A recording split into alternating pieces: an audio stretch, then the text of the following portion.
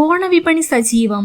വഴിയോര കച്ചവടം മുതൽ ഹൈപ്പർ മാർക്കറ്റുകളിലും ഓൺലൈൻ സെയിൽസിലും ഓണവിപണി നിറഞ്ഞു നിൽക്കുകയാണ്. പൂക്കളുടെ വിലയിൽ കുറവ് വന്നതാണ് ഇത്തവണത്തെ പ്രധാന പ്രത്യേകത. വില കുറഞ്ഞു വരുന്നുണ്ട്. ആഴ്ച 2 ദിവസം പൂവിന് ലഭ്യത വളരെ കുറവായിരുന്നു മാർക്കറ്റിൽ. ഇപ്പോൾ പൂ അത്യാവശ്യം വരും. പല മാർക്കറ്റിലും പൂ വരുന്നത് കൊണ്ട് പൂവിന് ലഭ്യത കൂടിയിട്ടുണ്ട് മാർക്കറ്റിൽ. അതുകൊണ്ട് വില കുറച്ച് കുറഞ്ഞു വരുന്നുണ്ട്. ഇനി ഓണം ലാസ്റ്റ് ആകുമ്പോൾ മിക്കവാറും വില കൂടിക്കൊണ്ടിരിക്കും. ലാസ്റ്റ് ആകുമ്പോൾ 10, 9, 10 സമയത്ത് എന്താ നല്ല വില എത്തും. ഇപ്പം കുറച്ച് വില കുറവുണ്ട്. പിന്നെ ഒന്നിനും മഴയാണ്, അത് ഡിപ്പെൻഡ് ചെയ്തുകൊണ്ട് മഴയുള്ളതുകൊണ്ട് കുറച്ച് വില കുറവുണ്ട് ഇപ്പോൾ മാർക്കറ്റിൽ. അത്തം കഴിഞ്ഞ ദിനങ്ങളിൽ കേരളത്തിലെ പൂവിപണിയിൽ ഉണ്ടായിരുന്ന വലിയ വിലയിൽ കുറവ് വന്നിട്ടുണ്ട്. തമിഴ്നാട്ടിൽ നിന്നും കർണാടകയിൽ നിന്നുമുള്ള പൂക്കളുടെ വരവ് വർദ്ധിച്ചതോടെയാണ് വിലയിൽ കുറവ് വന്നത്. മാത്രമല്ല, നാട്ടിൽ കുടുംബശ്രീയുടെ നേതൃത്വത്തിലും ഒറ്റയ്ക്കും കൂട്ടമായും പൂക്കൾ കൃഷി ചെയ്യുന്നത് സജീവമായിട്ടുണ്ട്.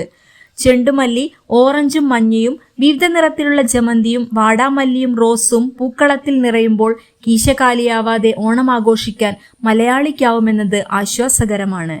വിവിധ വർണ്ണങ്ങൾ നിറഞ്ഞ പൂക്കളും ഓണത്തോടെ എത്തുമെന്ന പ്രതീക്ഷയും കച്ചവടക്കാർ പങ്കുവയ്ക്കുന്നു. നല്ല രീതിയിൽ കസ്റ്റമർ വരുന്നുണ്ട്. നല്ല പ്രതികരണമാണുള്ളത്.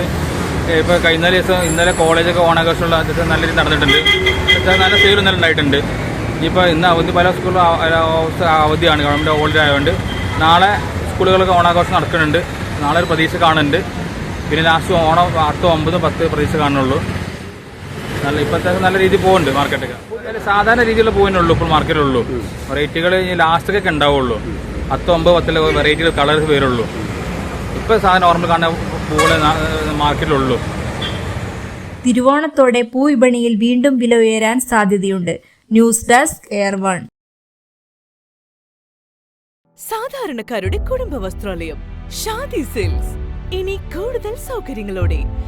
മികച്ച കളക്ഷനും വിശാലമായ പാർക്കിങ്ങും.